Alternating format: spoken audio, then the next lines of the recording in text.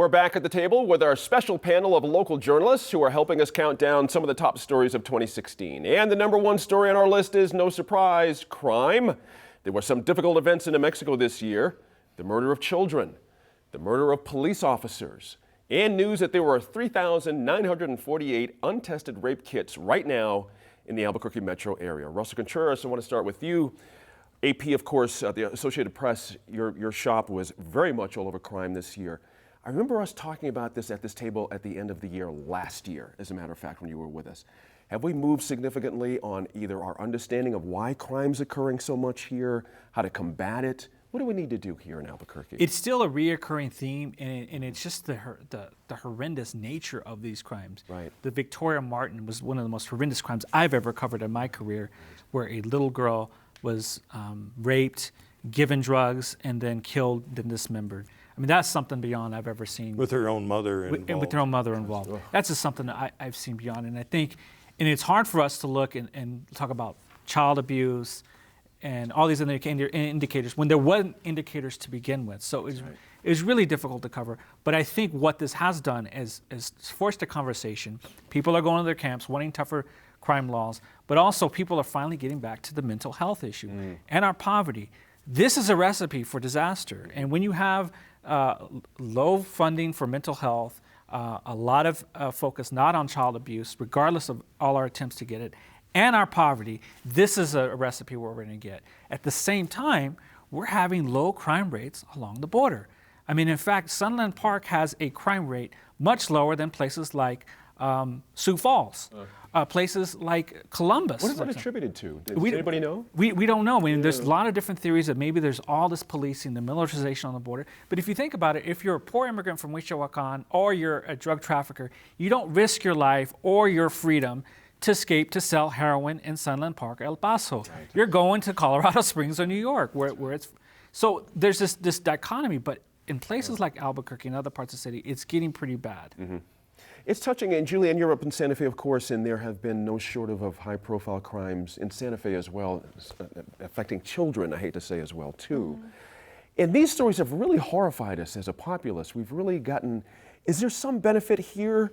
Have we come into the light, so to speak, where folks are like, all right, enough is enough here. We're talking about kids now. This is getting to a ridiculous place. You know, we just did a story in the Santa Fe Reporter about this cycle that, you know, I think New Mexico is not alone in, which is that there's a high-profile act of violence against a child, and then everyone rushes to explain what's wrong with child protective services, you know, what's wrong with our system, and how can we enact like a tough on crime law that will change this and make it better. And then a few years later, or a few months later, we get another high-profile violence against a child. You know, in Santa Fe, we had Leland Valdez, who was a toddler whose mother and the mother's partner went to prison after, you know, he was abused to the point where he died. And just, you know, last month, on the front pages of the newspapers in Santa Fe, there was another toddler, an 18-month-old boy, who, you know, the situation was almost identical. You know, the parents bring them to the hospital, the child is unresponsive, the child gets airlifted to Albuquerque, where the child subsequently dies. And really, we're at a loss for solutions. Right. And I think it does get back to this systemic situation that we're in. And also, you know, one of the people that we talked to said, when you make this about one case that's really sick, you know, where there's a psychotic person involved, it really takes away from the idea that there are thousands of kids all over New Mexico who are subjected to this kind of abuse, and that it really is a bigger, broader problem. It's not just like one crazy dude. Right. Good point, Steve. You know, CYFD has come under a lot of heat for these cases as well. It's a difficulty for them to get in front of such situations. You can have your suspicions, you can walk into a lot of homes and feel like, well, there's a potential for something, but you don't really know until something regrettably happens. And so there's been a lot of call for more funding of the department. We need more caseworkers out there. Where do we stand now as far as CYFD is concerned? Well, they're underfunded and they need more people. They were spared some of the cutting during the special session. They were not among the agencies that had to have a 5% cut, and that's a step in the right direction. But they need more. This has been going on a long time. I remember going to funerals of children back when I was a crime reporter in the 90s, going to funerals and of these kids who had been killed by their parents or their stepfathers or whatever. So it's really nothing new, and it's the same cycle Julianne alluded to. There's a terrible killing, and we point some fingers, we demand a crackdown, but in the end, nothing happens. It's a cycle of poverty. It's a cycle of ignorance, and the state seems pretty powerless to fight it, even after all these years. Let's flip to the other side of the equation. We've lost some officers tragically here in our state in 2016 as well. And if I remember correctly, the timing correctly, during the special session, you mentioned earlier there was that spate of crime bills that ate up the first 2 or 3 days of the special. Because it was not long after an officer had been killed. Where are we on that? I mean, you can't blame anybody for wanting tougher laws in the books when something tragic happens. But at the same time, it's almost like a ping pong match. It goes back and forth, and we never get to solve the problem. Right. The special session had those crime bills, but most of those were also in the regular session, the 60-day session, and that took up a lot of time. There was suspicion, somewhat justified, I think, that these were all being used for political purposes.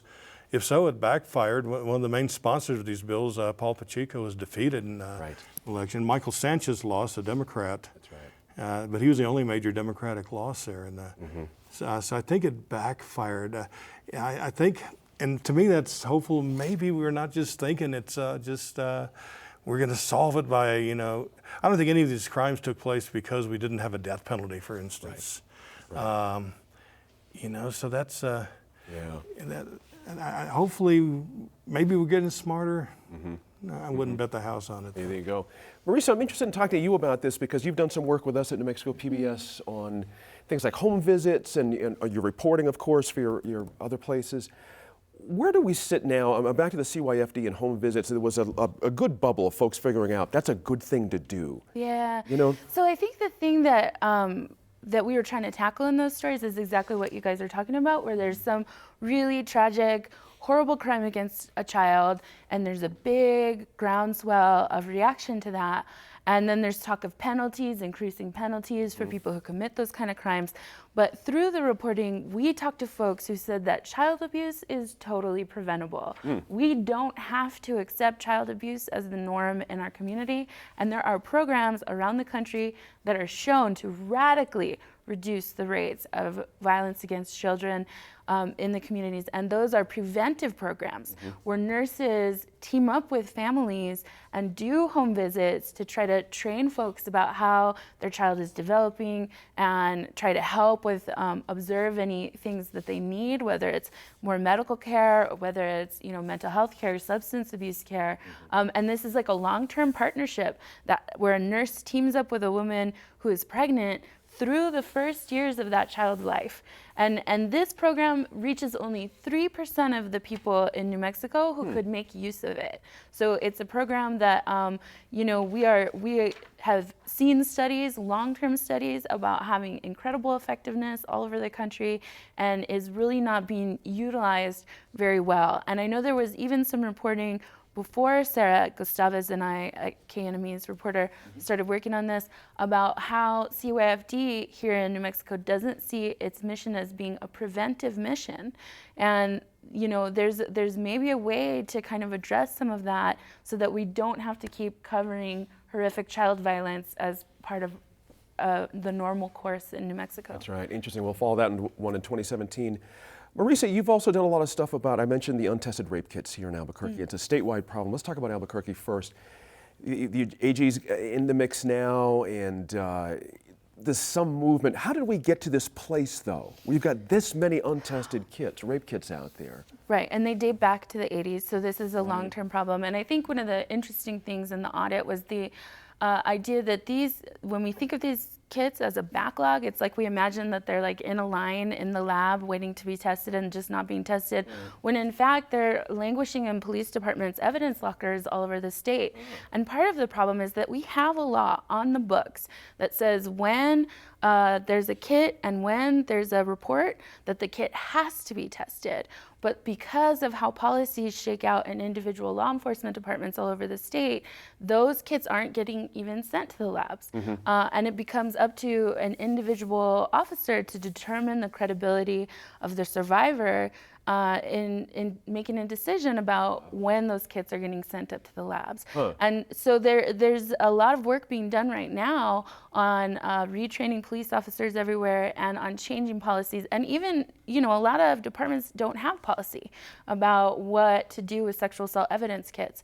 So there's a lot of work being done to address that issue as well. Exactly. Santa Fe, same problem? Do we have a backup in the Santa Fe PD as well?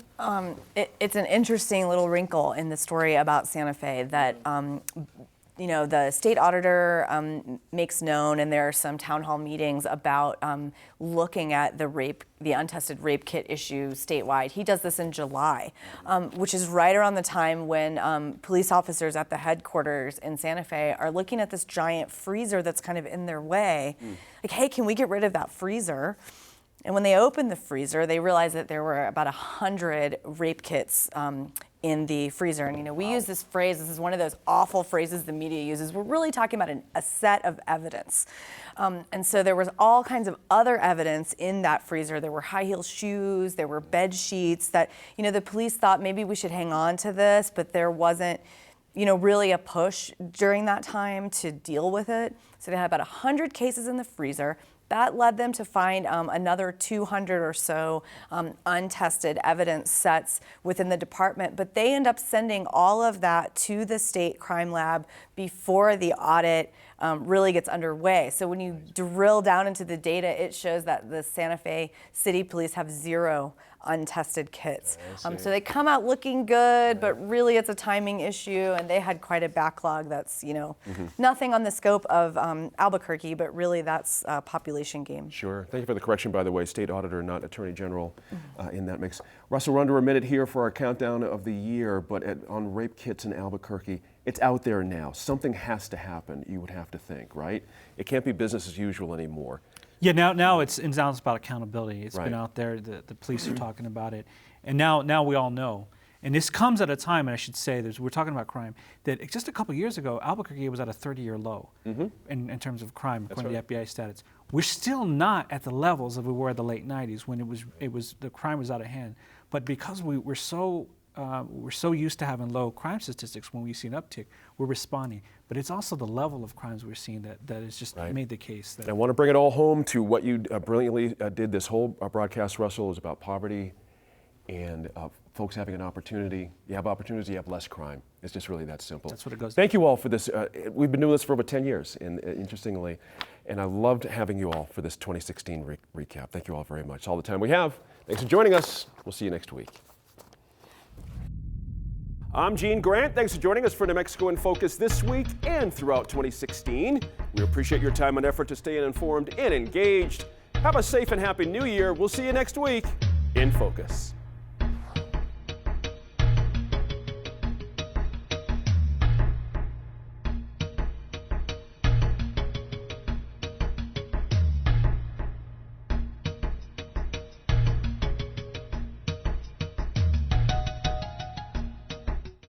Funding for New Mexico in Focus provided by the McCune Charitable Foundation and the Nalita E. Walker Fund for KNME-TV, the KNME-TV Endowment Fund, and viewers like you.